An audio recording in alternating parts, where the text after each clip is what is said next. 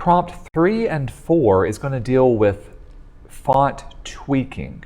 With this, we're going to be doing some overlapping, some skewing and rotation, and condensing and expanding of individual letters and how those work within our designs. Now, with these, you can also pull on some examples that you did from the first one with the font mixing. So don't think that you have to reinvent the wheel. You can go along with what we have here. But to start off, to give you an example of the easiest thing to do, for prompt number 3, all we're going to deal with is overlapping, condensing, and expanding our letters and the space that's around them. If I was to take one of my words, let's do Go Lingo. I'll zoom in. And again, let me open up my character panel, because this is going to give me the full controls over exactly what I want. Type, and there's character. With this word selected, I can play around with things like my tracking and my kerning. So let's open up and get all of what we're doing. If I bring it in really, really close, now if I go too far, I can't read it. But if I pull it out just enough where I can start to read it, there's one variation that I can work from. I can go the opposite direction. I can actually expand them out to where they're really, really far apart. Maybe in this case it's a little bit too far, but let's see what it looks like in a different style. So there's another style that I could have for Go Lingo as well. So I can play around with just the tracking and the leading of individual parts. Maybe if I want in just between the G and the O, I'll bring those in really close. And the LIN, we'll keep it spaced out a little bit apart for here as well. So this is where we're just going in and making those kind of adjustments. Let's see if I can do it for another word. I don't like that one. Let's do it for Avinote. I like that font. It works really, really well. If I expand it out, now all I got is like a lot more breathable, simple little typeface to work from. Let's do it for Type Tongue now. In addition to the spacing, you could simply adjust the height or the width of it. You can stretch out your type. I know it's a big no-no, but that's not outside of the realms of what we're working on. Let's do it for a different one. So I like Metalang. I haven't done much with this one yet. Maybe I like it in this typeface, but instead of stretching it out, let's squash it down and pull it out this way. So now I've got Metalang looking something like this. And you can always do a combination of them. If I stretch it down, maybe I can pull it together or stretch it out even farther with its tracking and kerning. So there's another option just with that word. The final thing that you can do is you can also add some decorative parts to your design as well. If I wanted to, I can change the, let's take Avinote one more time. I'll tell you what, let's do a different one. Let's do idiom. So I'll do idiom. Maybe for this one, I'll lighten it up just a little bit. And like I did before, I like the stretching it out.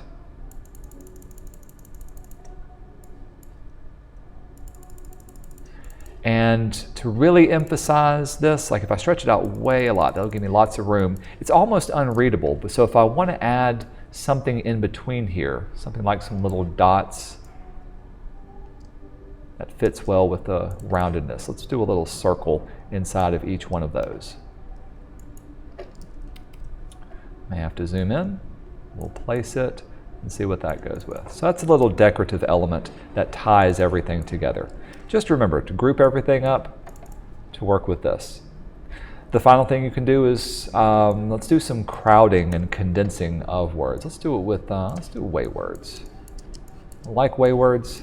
If I want it to feel crowded, maybe I'll do a super bold type font. And I want to crowd it in so much that it looks like some of the letters are going to pop right out of it. In this case, maybe that R is going to come out. To help me move that R up and out of the way, you could go up to Type and Create Outlines.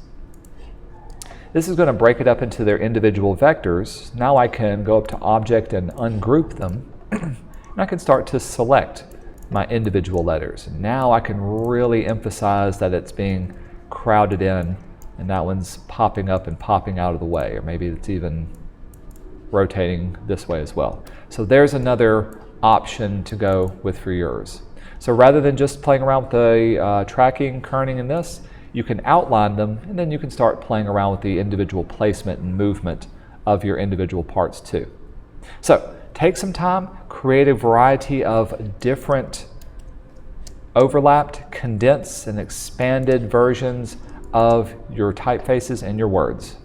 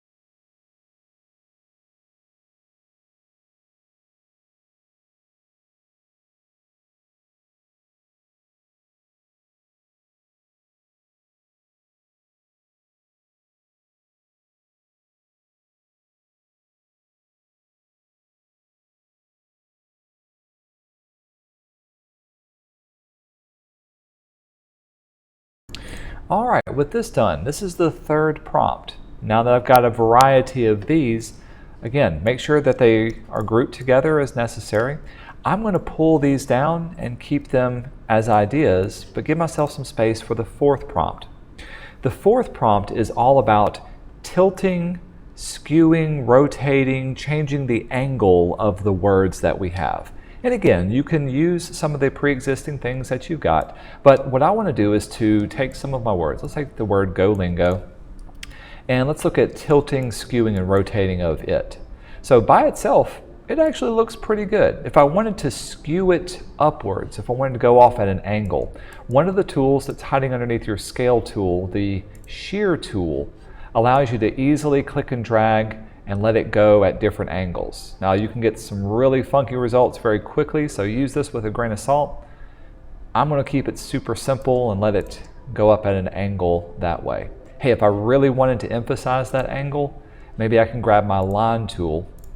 Let's make a line a little bit thicker, and I can draw off something that goes along the same line path as well. Let's make a copy of this. We'll go up along with that. Let's make it shorter. There we go. Maybe a little thicker.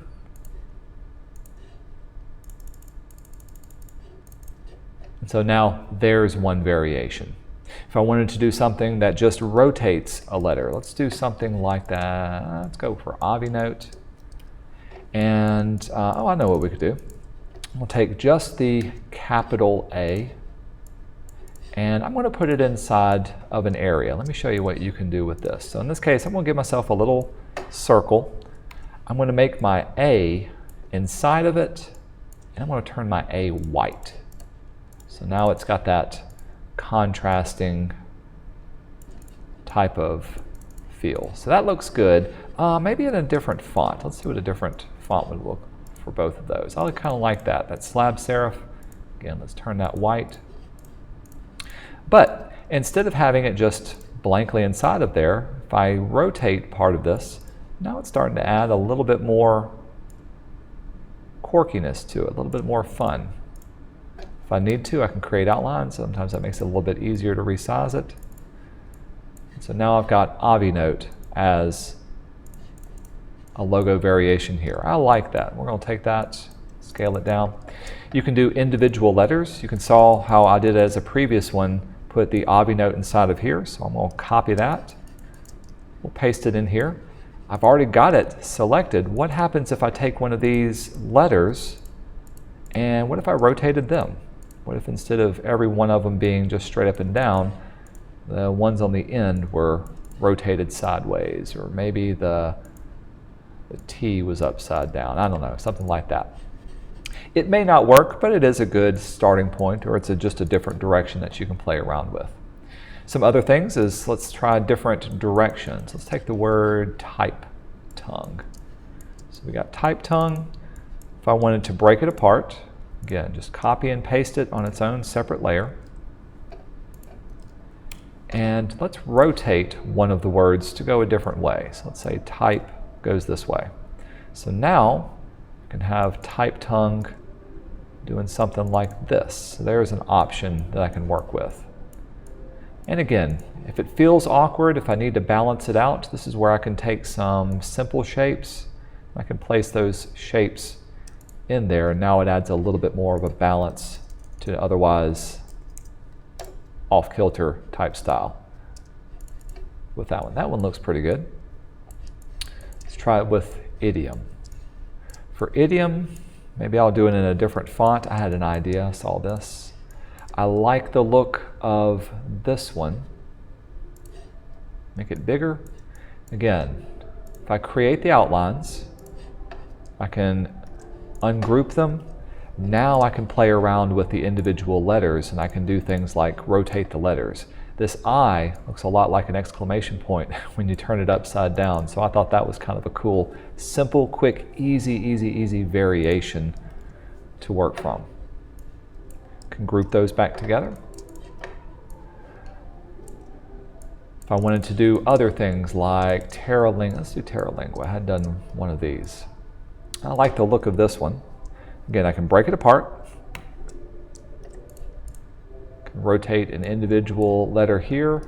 Can make one letter stand out a little bit more. That's looking pretty good by itself. Again, maybe I'll emphasize the E. In this case, I'll do it also by changing this up, and let's do a little thing underneath here. I'm not saying this is the best, but it's a direction, it's a start. So there's an option that I can go with for this one. Any one of these, simply by taking it, typing it out, and reworking it. Let's do voice ink as our last one. I've got the word voice. What if I did ink? Let's see, well, maybe we'll rotate it this way. Take ink, place it on its own. Maybe I'll go across it this way. Can I do something like this as an option? Voice ink, voice ink. I put it on top of here. Sometimes you get better results than others. Hey, that's actually not too bad in itself right here. Got a nice little open area. If I wanted to, I could easily put a triangle in here or some sort of shape to emphasize this area. You don't always have to do it, but it's just an option for what we have here. Maybe I'll get rid of this one.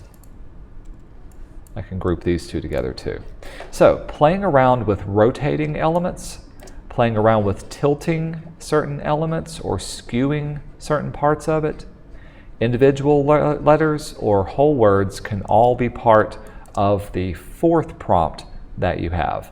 And again, feel free to pull in some of your other prompt ideas or things that you've already done as your starting point. Now, just like with all the others, once you've got a variety of things to pick and choose from, I've got to pick 3 of my best, the 3 that I like, and place it in the font tweaking area. So I like this one. This one was really good. That one speaks to me.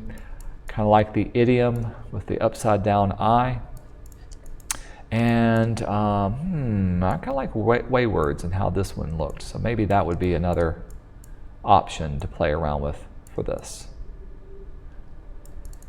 So for now, if you've turned on font mixing and font tweaking, you've got all of these different variations, 6 different good ideas, as well as the variations to go with them. And we haven't even touched on doing any kind of visual images or any kind of distortions. And that'll be the next part that we work for the next prompt.